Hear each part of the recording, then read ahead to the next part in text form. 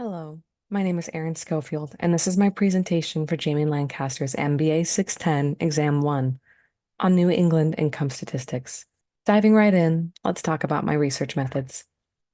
I utilized a combination of Excel and Tableau to refine and visualize my data. As you can see, I focused only on the states within New England. On the left, I provided a table that described a detailed subcategory for each race, marital status, and education, showing how data can be broken down to analyze income disparities based on these factors. Education levels range from no schooling to doctorate degree, with subcategories like grade school, high school, and associate's degree also included. This breakdown emphasizes the significant role that education plays in wage outcomes. Employment status also breaks down individuals into categories such as armed forces, employed, and unemployed, providing us insights into the role employment type plays into income levels. On the right, you will see what has been provided in my Excel data file. Under Summary Statistics, you will see descriptive analysis of New England as a whole, as well as each state in turn. The region of New England has an average income of $56,557. However, its high kurtosis of 229.48 suggests that income distribution has a more extreme value and more outliers than the normal distribution. Massachusetts leads the region with the highest mean income of $63,000, also showing a large income range from less than $0 to 1.7 million. The high kurtosis of 77.93 and the skewness of 6.19 indicate significant outliers at the high end of the income spectrum. Let it also be noted that 8,751 individuals contributed to this data set from varying different categories and subcategories. But there are categories that have more people contributing to them than others. Moving on, looking at an overview of our statistics, the higher the average income, the darker the square.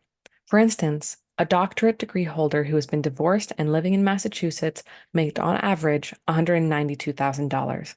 But we need to keep in mind that that same data set has only been contributed to by 7 individuals. Whereas if we were to look at a master's degree holder in Massachusetts who is married, 274 people contributed to this data set, leading us to understand that this is a more accurate representation of this data. We need to hold in mind that there's a radic number of people being contributed to each data set, and some have none at all. There's no divorced doctorate degree holders in Vermont contributing to this data set, but there are quite a few in other sectors. Married individuals generally earn higher incomes across all education levels, particularly those with doctorates and master's degrees. Divorced and separated individuals with doctorate degrees show a remarkable outlier in Massachusetts, earning a highest record, as we've stated earlier. And single individuals consistently earn lower incomes across all states compared to their married and divorced counterparts. Massachusetts stands out as a high income state across all marital statuses and education levels. Vermont consistently has the lowest wage income figures across almost all categories, particularly those with lower education levels. High school and lower education levels yield much lower incomes, regardless of marital status or state, highlighting the importance of higher education for economic mobility. Let's talk about income skew. Massachusetts has the highest median income as well as a larger interquartile range, indicating greater income variation. Vermont, in contrast, has a lower overall income levels with less variability. Maine is the lowest, but also has the lowest input of people contributing to the statistics. The kurtosis captured in the descriptive statistics showcases that this data has extreme outliers far away from the mean. The distribution of income is heavily negatively skewed to the left, with the vast majority of individuals earning less than $50,000 annually. That's 6,442 people. Only a small fraction of individuals earn above 100K, highlighting a concentration of lower wage earners and small number of higher wage earners. Looking at income by gender and age, you might be thinking I'm planning out a football play, but in reality, this chart illustrates the clear gender wage gap, with males consistently earning more than their female counterparts at every age. Looking at income by gender and age might look like a football play, but in reality, this chart illustrates a clear gender wage gap, with males consistently earning more than their female counterparts at every age. Both groups see their incomes rise rapidly in their 20s and their 40s, after which the wage starts to decline, particularly for females. The peak income for males is both higher and more prolonged, while women's earnings peak earlier and at a lower level. For both men and women, income tends to rise steadily, reaching their peak around the ages of 45, to 55, after which it declines, in line with retirement ages. Males generally earn more than females across all age groups, with a wide age gap being more pronounced mid-career, where a man can reach over the income of 100K, while women on average in the same age range remain below 70. Even at the peak of their careers, women's wages are significantly lower than their male counterparts. As a scatter plot shows, the average 43-year-old male at his peak makes $107,000 a year, whereas a 45-year-old female at her peak makes $61,000 per year. If we look deeper into someone my age, a 28-year-old female making $30,000 per year, almost, underscores a persistent wage disparity between men and women across all ages. Moving forward, looking at education attainment by sex, across all education levels, men and women show similar trends in attainment, with the most common education being high school diploma for both genders. However, a significant disparity exists in the proportion of men and women who hold bachelor degrees or higher degrees.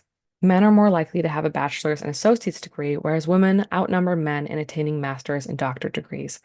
Looking at home ownership by sex, the data shows that women have a slightly higher rate of home ownership, which surprises me, 37.47% compared to men at 35.85%. Despite this small difference, it suggests that women are more actively engaged in property ownership. However, women also have a higher proportion of renting at 14.22%. This shows me that within New England, women are more likely to pursue higher degrees, master's and doctorate, yet these achievements are not fully reflected in wage equality, underscoring a disconnect between education and economic outcomes for women. Continuing with this trend, let's talk about disparities between gender and race within New England. In New England, males consistently earn more than females across all levels of education. For example, men with a doctorate degree earn over $150,000 on average, while women with the same level of education earn around $100K. This wage gap persists even for individuals with higher degrees, indicating that while educational attainment increases income for both genders, men tend to benefit more financially. When looking at the graph to the right, we examine the income and race by gender. White and Asian males have a highest average income, with both groups earning approximately $70,000 to $75,000 on average. White and Asian females are also high earners for their group compared to their other racial counterparts. Indigenous, Hispanic, and Black women earn notably less, with average incomes below $45,000, indicating a stark income inequality based on gender and race. Regardless of educational attainment, males earn more than females across all levels, races, and ages, with gaps widening as education increases. White and Asian individuals earn more than other racial groups, with women from minority backgrounds earning significantly less, revealing a compounding disadvantage based on both race and gender. When concluding my analysis, I thought of myself, a 28-year-old white female attaining her master's degree. I wanted to look at the high average income for women with a master's degree, top wage earning state for women, home ownership opportunities, and the strong correlation between education and income. Massachusetts leads in terms of wage income for women, with those holding a doctorate degree earning an average of $80,000 annually. The high earning potential makes it an attractive state for professionals, especially those with advanced education like me.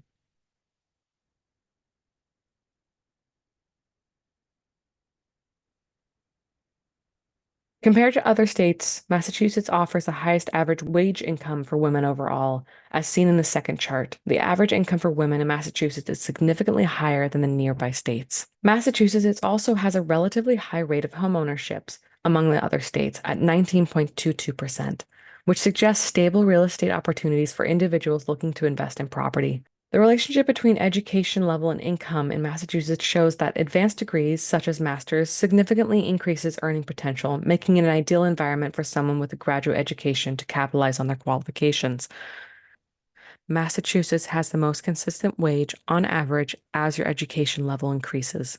In conclusion, Massachusetts stands out as a prime state to move in due to its high wage potential, especially for educated women, strong home ownership, and its robust correlation between education and financial success. It has the highest diversity out of all the 7 states analyzed.